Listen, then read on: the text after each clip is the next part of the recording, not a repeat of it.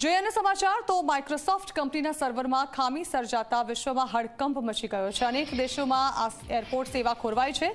વિશ્વમાં અનેક દેશોમાં ફ્લાઇટ્સ કેન્સલ થઈ ગઈ છે। જર્મની, ફ્રાન્સ, અમેરિકામાં ફ્લાઇટ કેન્સલ થઈ છે। ટિકિટ બુકિંગથી લઈને ચેક ઇન સિસ્ટમ બંધ થઈ ગઈ છે। દુનિયામાં અનેક જગ્યાએ રેલવે સેવાને પણ અસર પહોંચી છે। બ્રિટને તમામ રેલવે સેવાના કામ બંધ કર્યા છે। વિશ્વમાં બેંક, સ્ટોક એક્સચેન્જ સેવાને પણ તેની અસર પહોંચી છે।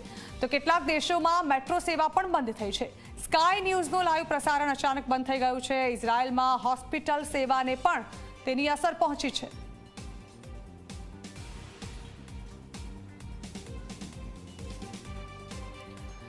તો માઇક્રોસોફ્ટના સર્વરમાં એક નાની અમથી ખામી અને આ સર્વરની ખામી જુદા જુદા દેશોને કેટલી હદે પરેશાન કરી રહી છે તે ઘટના સામે આવી રહી છે, જેને કારણે અનેક દેશોમાં એરપોર્ટ સેવા ખોરવાઈ ચૂકી છે। અનેક દેશોમાં ફ્લાઇટ્સ કેન્સલ થઈ ચૂકી છે, ચેક ઇન નથી થઈ શકતા। જર્મની, ફ્રાન્સ, અમેરિકામાં ફ્લાઇટ કેન્સલ થઈ ચૂકી છે। प्रॉब्लम ज़्यादा नहीं हुई। फ्लाइट के लेट होने का कारण क्या बताया? फ्लाइट का तो लैंडिंग है, वो बताया था कि कोई इमरजेंसी लैंडिंग है बॉम्बे में, उसकी वजह से लेट है। 1 घंटा लेट हुआ। हाँ, आपका नाम? मेरा नाम अरुण शर्मा, बॉम्बे से।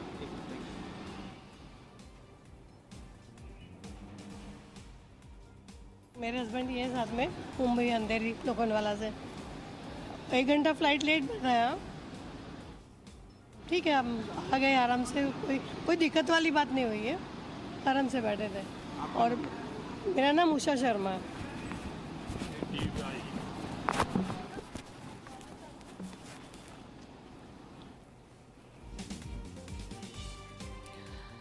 એરપોર્ટ સેવા ખેરવાઈ ચૂકી છે, તેના કારણે હાલ મુસાફરો હેરાન પરેશાન છે। તાત્કાલિક લેન્ડ કરાવવામાં આવી હતી ફ્લાઇટ્સ, કોઈ ટેકનિકલ ખામી હોવાનું મુસાફરોને જણાવવામાં આવ્યું હતું। ઘણા બધા દેશોમાં તેની અસર પહોંચી છે।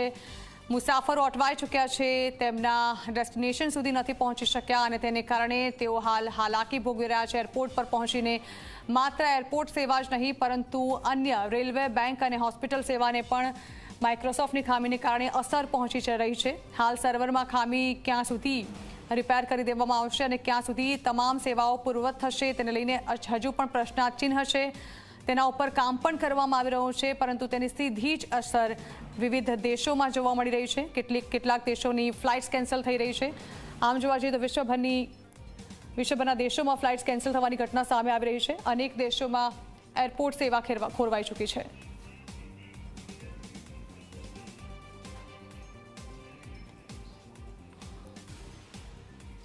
તો આ અંગે વધુ માહિતી આપી રહ્યા છે અમારા સહયોગી સપના અને સાથે જ નિધિ પણ જોડાઈ રહ્યા છે ન્યૂઝરૂમથી।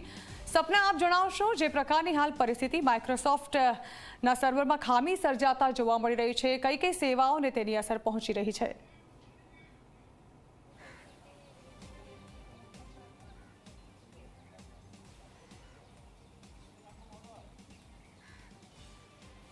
બિલકુલ જણા આઈટી સેક્ટરથી લઈને તમામ એ સર્વિસીસ, ફોર એક્ઝામ્પલ એરલાઇન્સ હોય કે પછી બેન્કિંગ સુવિધા હોય, આ સાથે તમામ આઈટી રિલેટેડ જે પણ સેવાઓ આપતી સંસ્થાઓ છે એઓ અત્યારે મુશ્કેલીનો અનુભવ કરી રહી છે, કારણ કે આઈટી સેક્ટરમાં જે પ્રમાણે ક્રેશ સર્જાયો છે એના કારણે ક્યાંક જે સિસ્ટમ છે એ કામ નથી કરી રહી। સાથે જ એરપોર્ટની પણ વાત કરીએ, તમામ વિશ્વભરના, ન માત્ર ભારતના કે અમદાવાદના પરંતુ વિશ્વભરના તમામ જે એરપોર્ટ છે ત્યાં અત્યારે મુશ્કેલી ઊભી થઈ રહી છે, કારણ કે ચેક-ઇનથી માંડીને કોઈ પણ વસ્તુ હોય, બોર્ડિંગથી માંડીને ફ્લાઇટ બુક કરવાની હોય કે પછી તમામ આઈટી રિલેટેડ જે પણ એક્ટિવિટીઝ હોય એ તમામ જે સર્વિસીસ છે અત્યારે ફેલિયર થઈ ચૂકી છે।